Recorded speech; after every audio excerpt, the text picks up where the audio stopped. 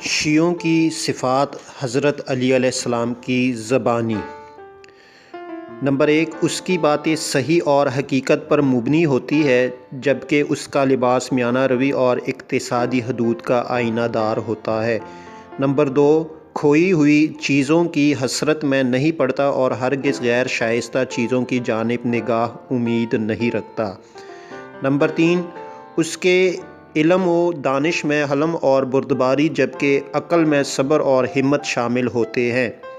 Number 4، اس کی نفسیات اور چہرے میں تکن اور کمزوری کے آثار نہیں پائے جاتے ہیں، بلکہ وہ ہمہ وقت خوش اور حشاش بشاش نظر آتا ہے۔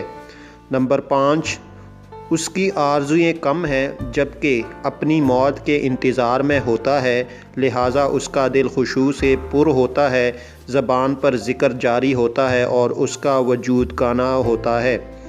نمبر 6، اس سے جو گناہ سرزد ہوتے ہیں اس پر بے انتہا غمگین اور افسردہ رہتا ہے۔